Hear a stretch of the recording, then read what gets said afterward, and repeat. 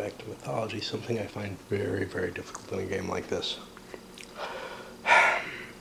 You're in a losing position on your bids. Artemis is here. Is trimming someone.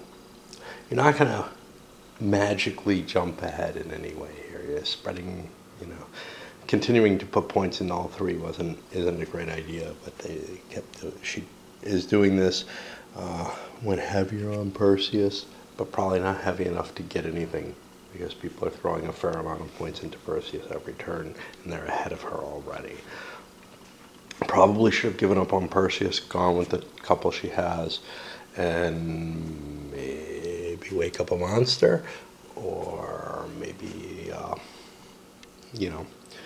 pick up a god somewhere else who's worth some points. But, nope, I'm to another side of the problem, which is someone like Poseidon. Hey, I'm doing well in a couple of important people, Hector and Perseus. I pretty much have to throw the points in to keep them going because they're worthwhile. But now, also, I've got, somebody I've been stringing along for 1 point each, in Orpheus, who's now up here and in an interesting location, starting to get kind of neat. Now, let's put 2 in instead of 1.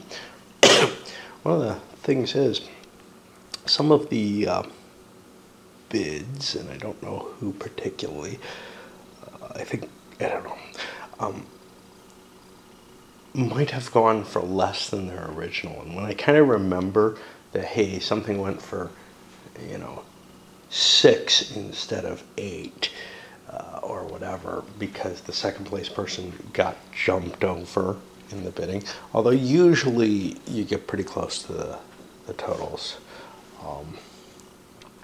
Well, then you're kind of in this position where if you were playing at the table, you would not necessarily know what the real values were. But here, generally, I'm pretty close to the real values. But I do use a die roll to help confuse things a little bit. It's not quite the same as the kind of confusion that would come from, say, sandbagging.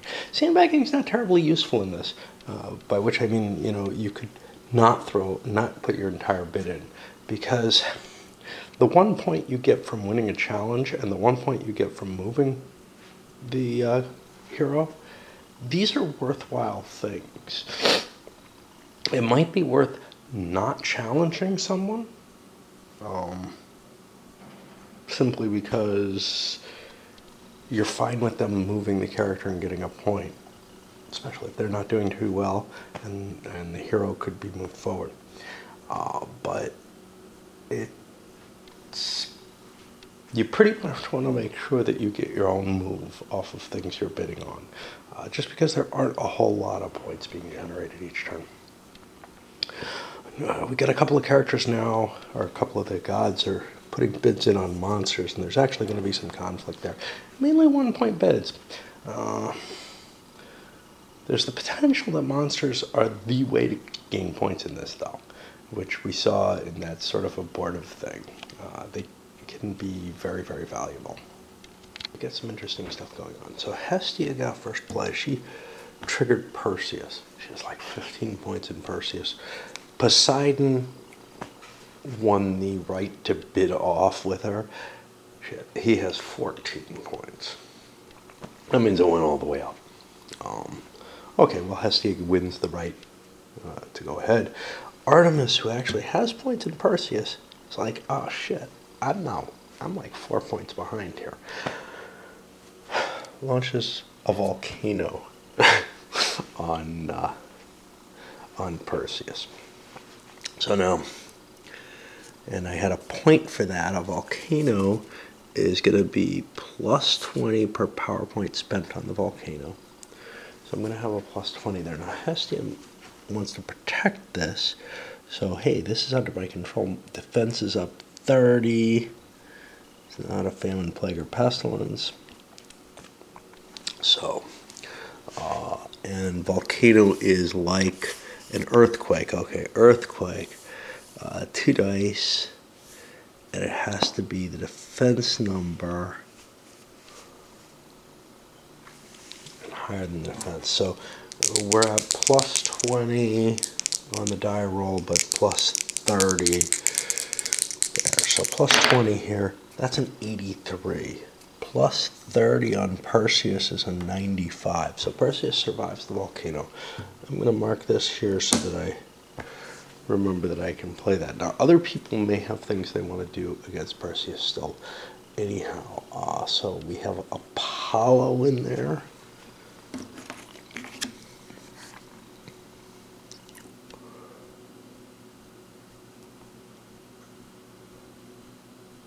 He will beguile Perseus, since he also, I think, is nowhere near points-wise. I don't even know what he's doing there. Yeah, he is. Oh, he has 14. And Poseidon has 14. Yeah, I'm going to beguile Perseus so that he can't move, which seems a little bit of a better solution anyway. And, you know, I'm still in the running. I'm kind of glad the volcano didn't hit him. Artemis, I think, is going to pop off her other thing, which is something.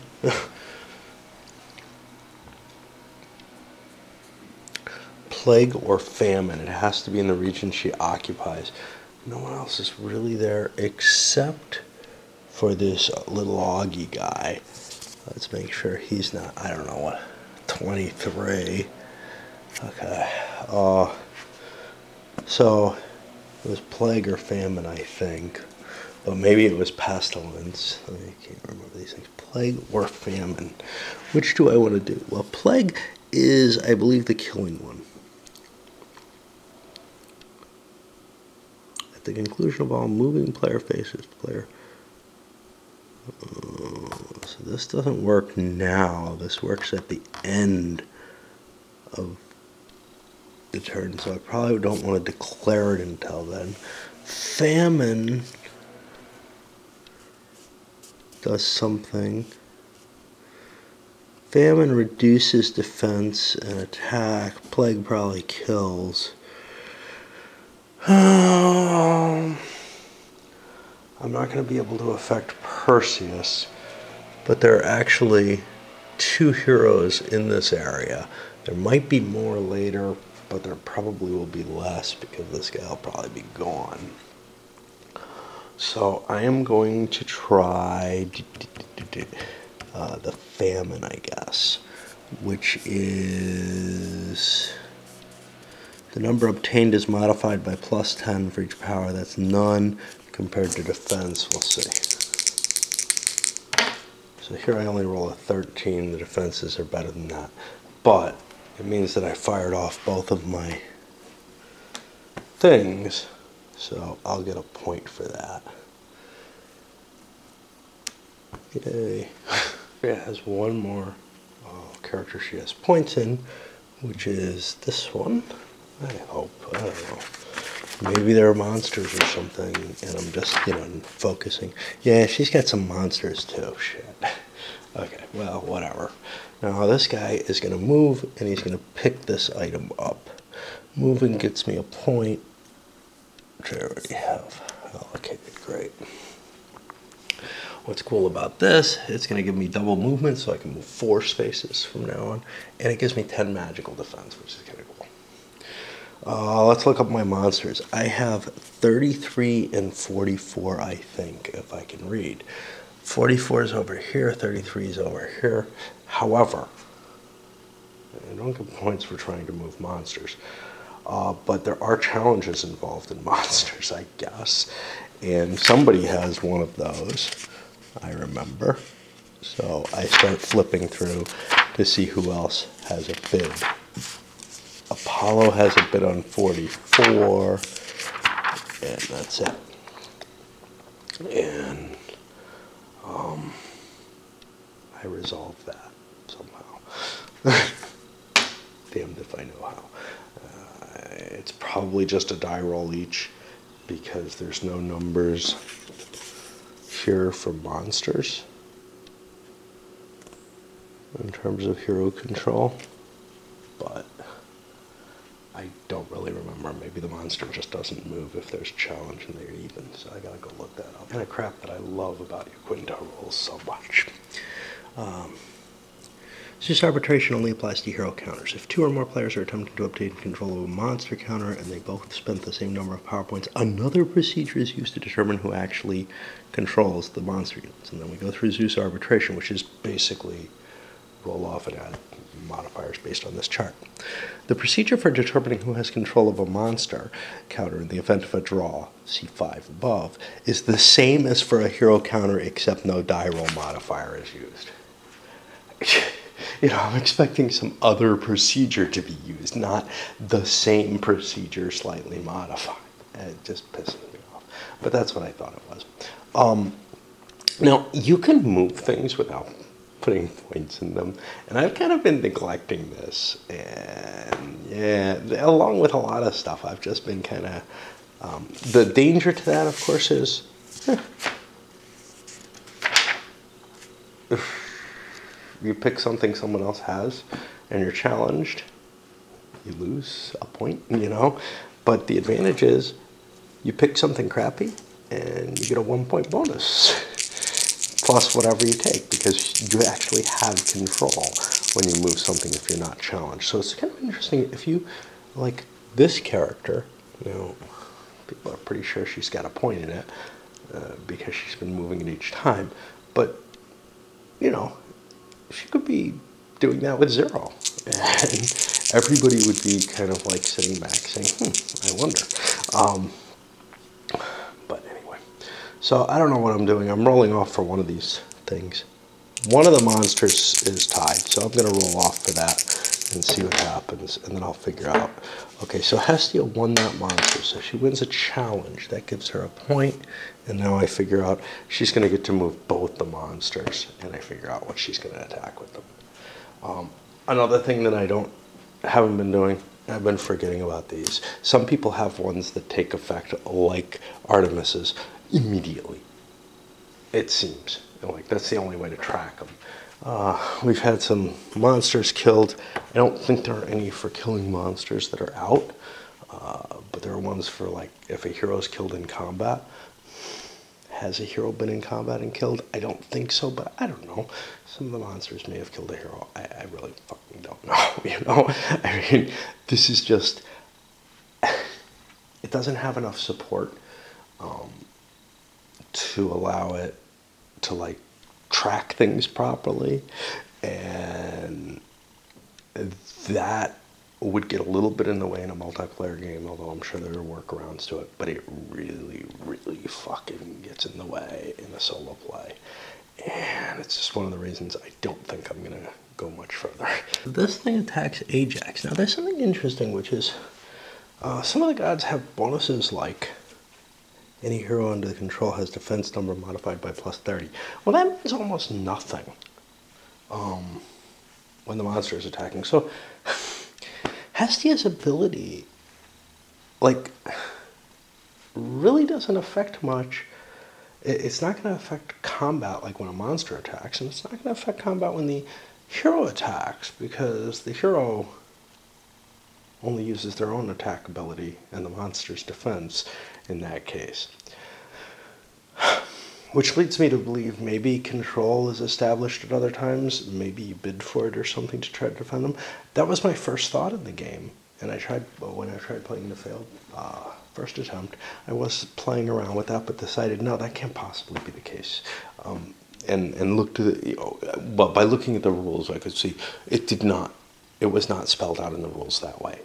Control happened basically only as an occurrence of movement. And there was one other place where there's a specific control is determined when a character dies, when a hero dies, in order to resolve the points. Anyway, what we have here is a monster attacking with an attack of 30 against Ajax. Now, what's different here is Ajax and the monster both roll. So the monster gets a 76, which beats Ajax, and Ajax gets a 55, which beats the monster. They have killed each other. Killing the monster does nothing. Hestia was controlling the monster, though. She just killed Ajax, And that means she will get points, and this is where the points get stupid, right?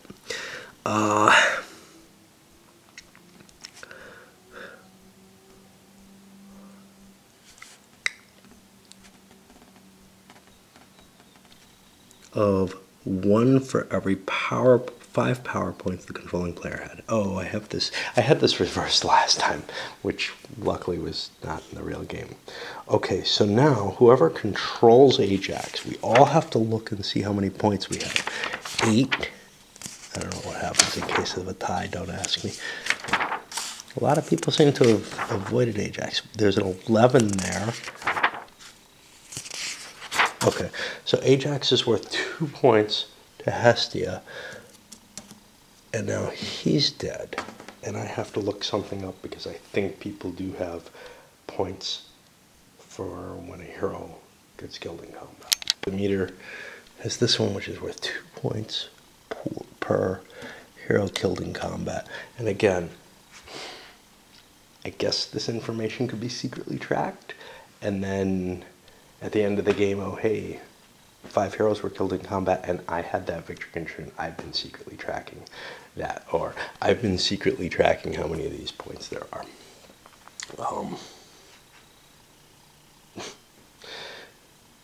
And it's a big deal because, you know, Artemis is creating 1 point per turn, but she could probably get away with that without revealing the chit. And other people would cast some of those too, maybe? I don't know. Anyway, that's what we've got there. I hope Hercules is not in the game because I know he was in the game. Oh no, there he is. Because nobody has put any points in him, and he's pretty much the most impressive of all. Oh well.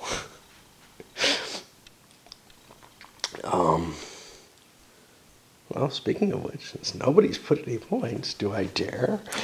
It's the 3rd turn. He wasn't that far from the edge. So far Hestia has played 2 of her own heroes, Perseus and this, and and 1 monster. We've got another monster here. Who do I want to kill? Peleus, Orpheus.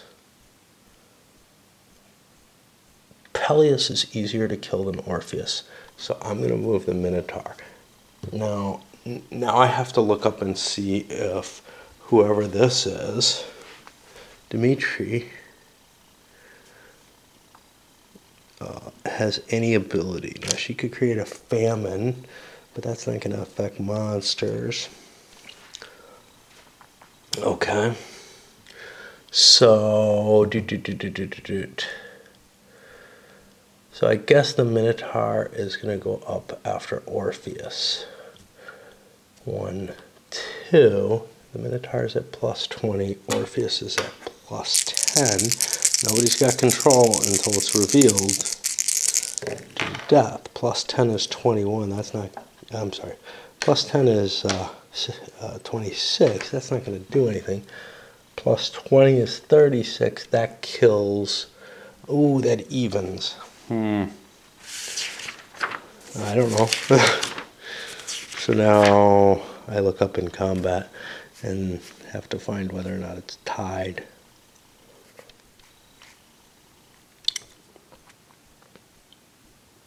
Equal to or greater, yeah. So that kills Orpheus. And now we have to see if anybody owns Orpheus and how many points they have in him. By the way, I think that's a 3rd point. I think it's for every... Nah, it's probably for every full 5. I fucking don't know. This is so unpleasant to do. You page through everybody. Orpheus, so that's not actually worth any points, but it's not a negative points because it is a controlled god. And he goes into the stack of dead and removed. Okay, now I've moved 4 of my things. I have a 5th thing I can move.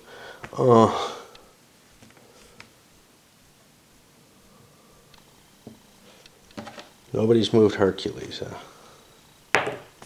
Yeah, let's try. Oh, look, nobody challenges me for Hercules.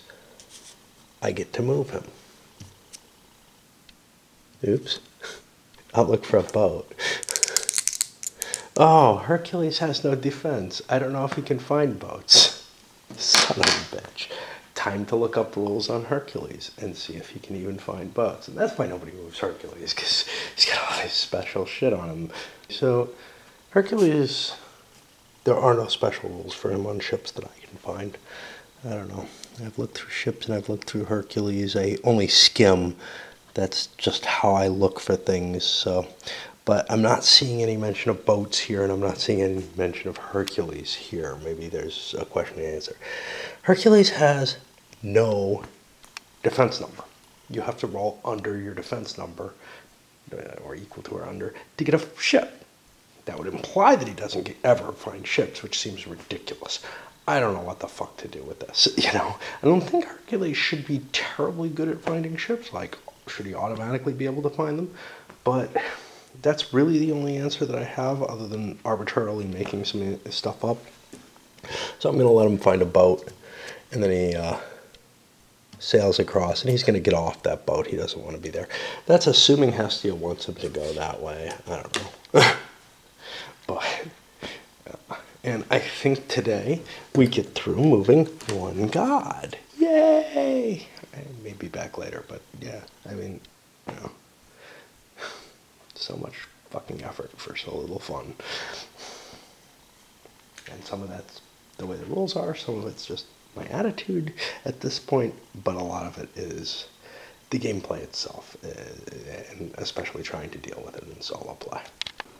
At first it seems a little ridiculous, but, well, we're pretty close to things like the Pegasus over here in the north, so maybe it's not so bad. But at this point, Apollo's playing. He moved his first guy, Zeus. Okay, moving his way down. But he's going to move Polydeuces and grab the Golden Fleece. Now, he doesn't have a card for the Golden Fleece, unfortunately, because otherwise he could score it big time. But he does get some points for capturing it. Now, here, again, somewhere or another, we have to mark that Polydeuces has held, that Apollo has held the Golden Fleece, but there's no place on the record sheet to do that, no way in the records to do that. The reason is he can only score this once for any of his heroes, but he just picked it up, and prize captured without a card, that's actually 5 glory points. He doesn't want to cash those in. He doesn't want to do something like sacrifice it or something, because if he can get it back to Greece, it's worth 25. Of course, all kind of gods could, or heroes could come after him. But still, let's find him. And that was my second dude that I moved, and he gets 5 more. The reason I was a little bit, this seems a little weird, is because this was way up here, not too far from Greece. But honestly, it took about as much work as getting there. The reason it can be bad is because of the Red Sea here, which maybe is kind of cheating. Maybe that's not really part of the river ocean, although it seems like it kind of is. I don't know, but whatever. It doesn't seem that unbalancing just because the same heroes have gotten within range much, much more easily. And actually having to use ships and stuff is kind of a pain in the butt. Apollo also has a pip in a dead monster. I could move other things. Moving a monster, and I don't know, I had some cards flip, so things are kind of where they are. Moving a monster, if it's not going to attack somebody, is kind of goofy. Moving a monster that could attack somebody is kind of dangerous. Somebody else might have the bid on it. But like the Minotaur here, he has a fair chance of taking, who is that? Peleus out. So, maybe I want to do that. And I gotta move this bitch to try to see. I think she's here, but I'm too far from that. So maybe I'll take a shot at that. Let's roll it on even. I don't think anybody has that one. Nah, I'm not going to risk it. And if I'm not going to risk that, moving ones that aren't really, well, This one might be worthwhile. It's kind of crappy. Probably nobody has it, and I could help protect my guy. But this one's more dangerous, you know. It's like, okay, do I want to protect my guy? Nah. But there's a good chance I'm going to lose the golden fleece. That's life. I should have one of these markers. So it looks to me like Apollo's not going to try to move anything. He can move other heroes, too. What's that worth? Well, those are worth victory points to move. Do I want to take chances on that? So far, I haven't been doing it. Nah, I'm just not going to do anything. One of the things I was thinking was the particular characters he moved. He's got 7 points each and kind of not terribly good characters. And he's going to keep pumping points into them, I guess, because otherwise he loses all his points in them. But here's the problem. That's a constant burden on him, but it is preventing anyone else from ever taking them. But he could stop paying and keep moving them, and probably everybody would just assume he's just been pumping that point at each turn because everybody's been leaving them alone. It might be worth a challenge, though, on somebody carrying a treasure home, that 25 points or whatever. That's a big swing. And just to see, make sure somebody's honest, put a little bit in on it and see if you can succeed with the challenge. So, you know, it's probably worth continuing to build up the points because you've invested so much already. But there is a little something that can be played with the game. And honestly, I don't find that exciting. You know, the idea of I've been moving this guy for a long time and I had a few points in him and then I just stopped putting points in. And nobody actually knows because nobody's challenged you before. Well, what does that all mean? You know, is it reasonable to? Is that a fun way to play? And I just feel like the mechanism is set up in a way that doesn't promote an interesting game to me. Even playing it opposed, it might be cool to play it once opposed. It's definitely not interesting playing it solo, and that's about where I stand on it. I don't know why I keep buying new Funko games. A couple of interesting ones, that's all. Okay. So, on Demeter's turn now. She tried to fire off Hector. She had a pretty good bid on Hector. Poseidon has a better one, I believe, but instead Artemis won the chance to challenge. Failed. Now Hector moves down to Medusa. Well, you know, this looks dangerous in a lot of ways. Either points go to Hector under Demeter, or points go to Demeter due to Hector, or maybe Hector dies. And it's Medusa after all, so we'll play any one hero engaged in combat becomes petrified and retreats to the axis. Okay, I guess you wouldn't retreat if you were petrified by Medusa. I don't know who gets to determine the retreat. Again, lots of stuff not specified. So we're going to look at Artemis's cards to try to decide, do they have the stag? Do they have other things? Carnites, golden apples. Yeah, I don't see much for that. I'm going to retreat him this way. So that's one of the 5. We have the first monster-controlled attack success. Polyphemus here has hit Zeus, and it was successful after a couple of rounds of combat. Glory points, we have to hunt down who has Zeus, and it's for 1 glory point for every 5 PP, not 5 glory points for every 1 PP, which is what I thought. So we look for who controls them.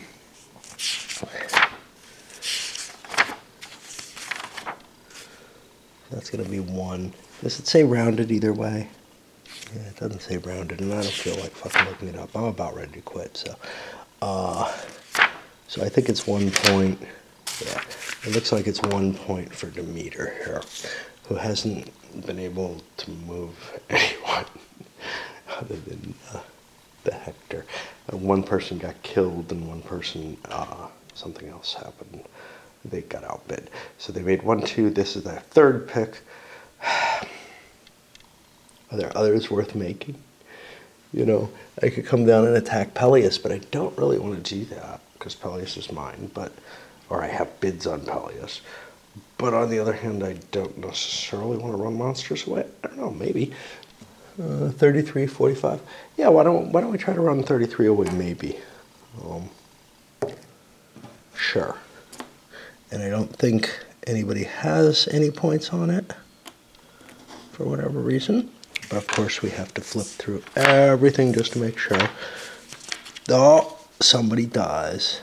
So Hestia's already moved it, or I don't know. Somebody's probably already bid it, so I'm not gonna, because Hestia's already gone, so she probably already did it. Now I could attack with the Sea Serpent on one of these, but I don't know if there's any points on any of them, which means I have a couple points left I don't know what to do with. I could conceivably shoot for one of these other heroes, but that's dangerous. So is going for monsters. Let's roll to see if I do not want to go for a hero, so we're going to stop there with the meter. And once again, I get through one of the gods in a day and really kind of don't feel terribly much like doing more.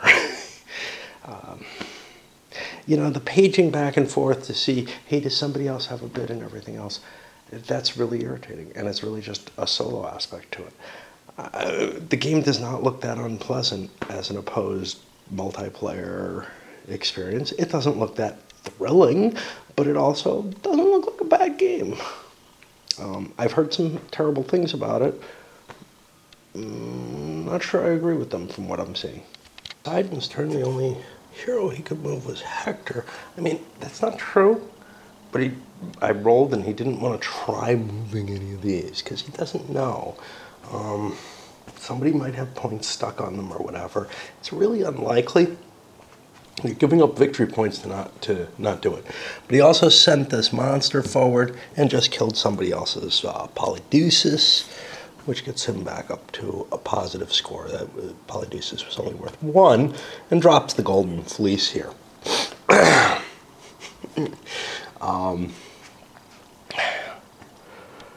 The heroes are pretty weak in combat. I mean, Polydeuces is a fairly decent one. I mean, he's not great, but he's got a good defense. But the monsters are just tougher, and that's all there is to it. Once you get some heroic items and such not, the heroes become much more valuable. But at that point, probably someone has invested a fair amount of points in them. Of course, you know, there are alternative, very good heroes. Yeah, Hercules. The weird thing with someone like Hercules, well, really with any of these kind of uncontrolled heroes right now, is, yeah, you get a point towards them, but you don't know. You might be moving them someplace and getting them in a better position, and someone who has more points available, I'll bid them up somewhere else. So Poseidon might be looking at, well, nobody's really revealed Hercules. I don't necessarily want to move him, but putting a bid in on him might be a good thing. Artemis was outbid on one hero and had 2 others killed, I think.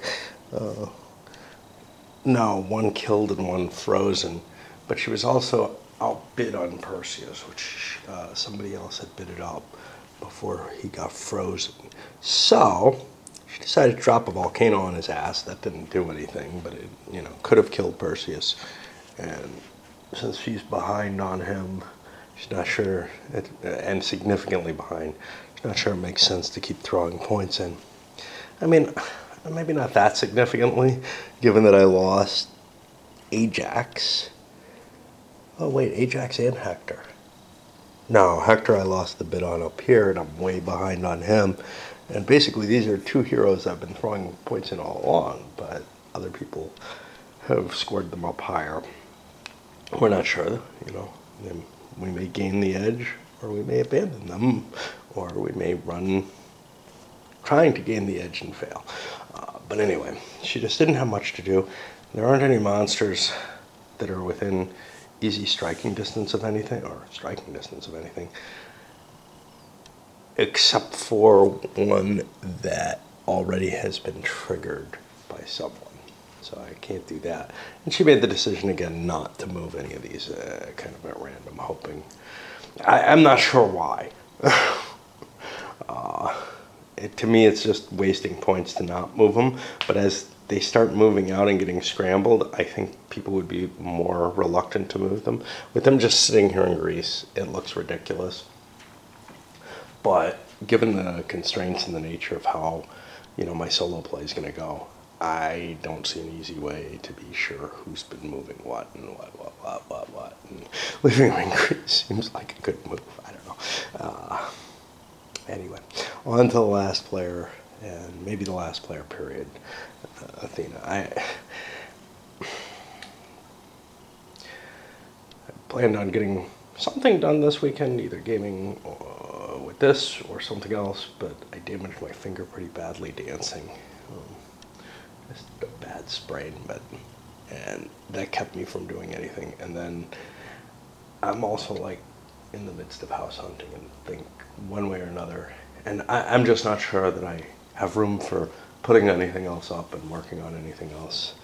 And I just don't know what to do with life anymore. Whenever I'm in this kind of situation, it's pure chaos for me. If I'm not in a permanent situation, or think I'm in a permanent situation, I feel panic and I don't feel like I can do anything. And add to that I'm not smoking as much now, and this, that, and the other. And yeah, it's pretty hard to deal with even. And this is not a hard game, but I managed to screw it up pretty badly.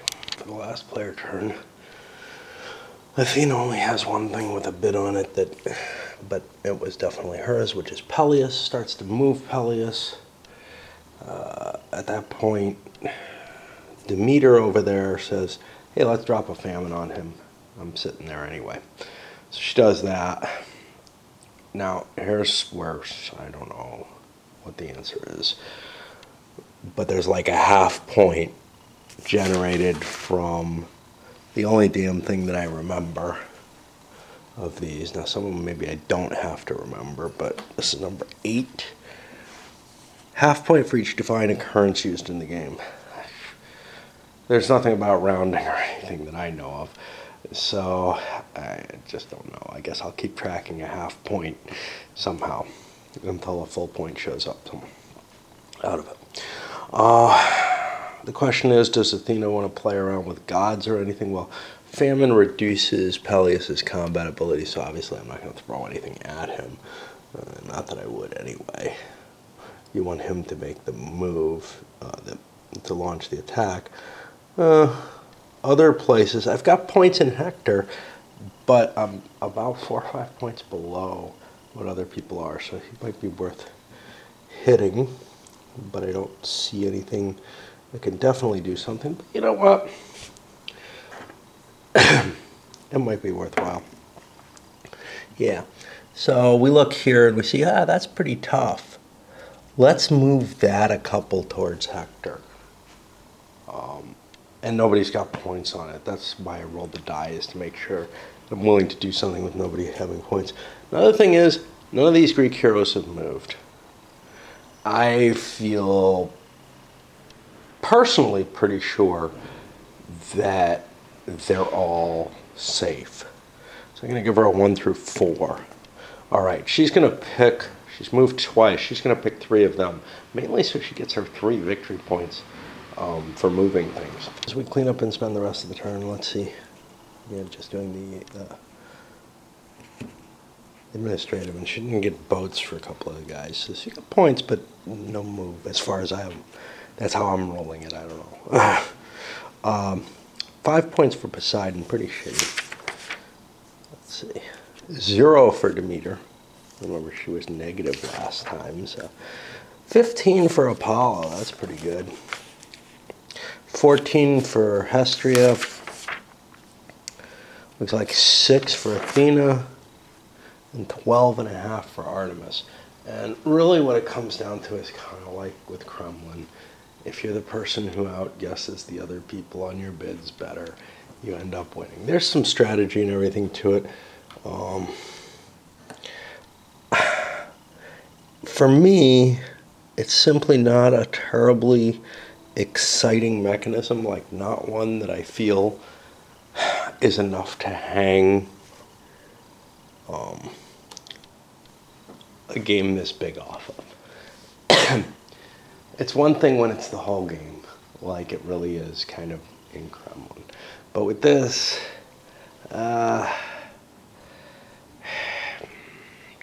it takes too big. So it both takes too big a part and too little a part, which is to say, by too big a part, I mean it's really kind of deciding who's going to win the game is by where you drop your bids and everything.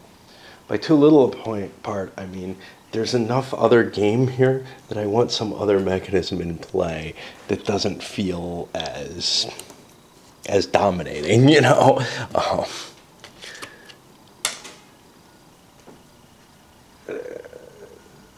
No, I said that wrong. It's early, and I've got a lot of things on my mind.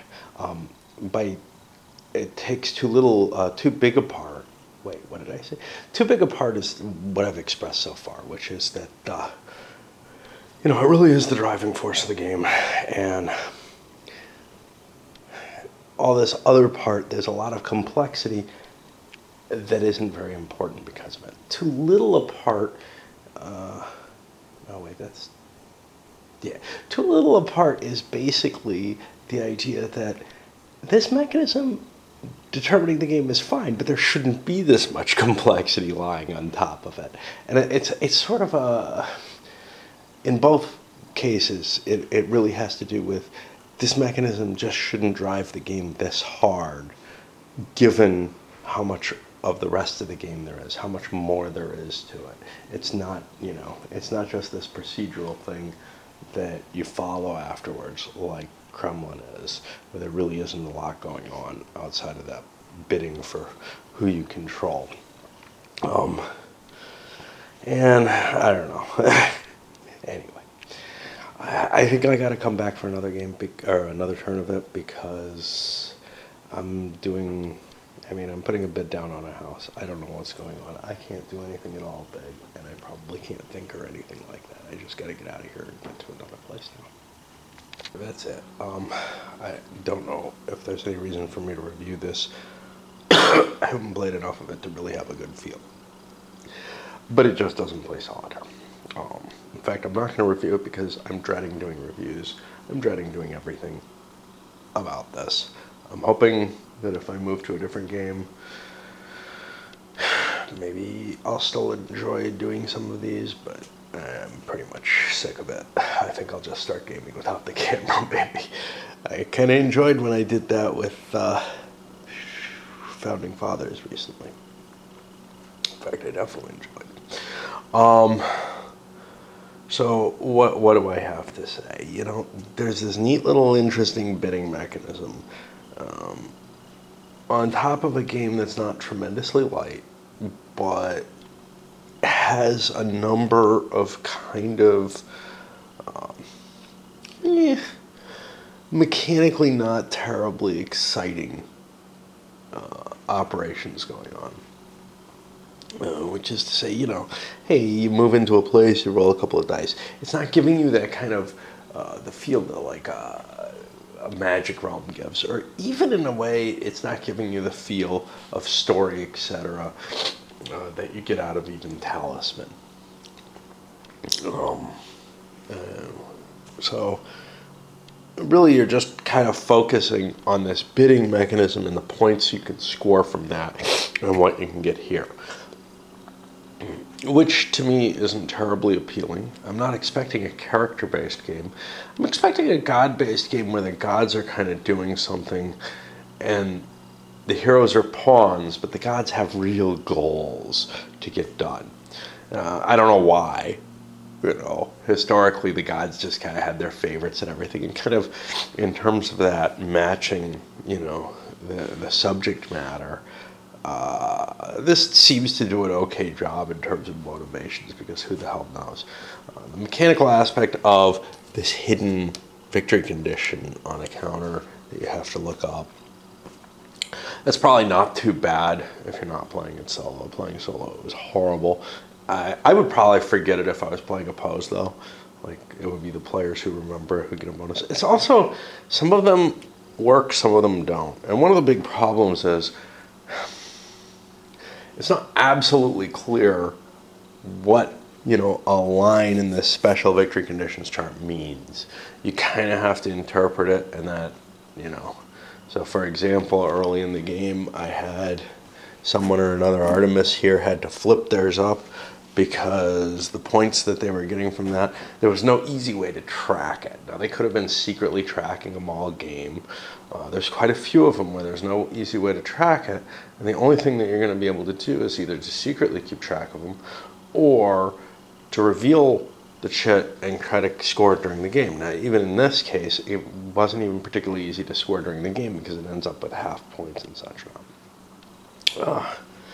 Boy, it pissed me off that the attack and defense values are swapped on those, and you get to see the effects of that if you've been watching the playthroughs.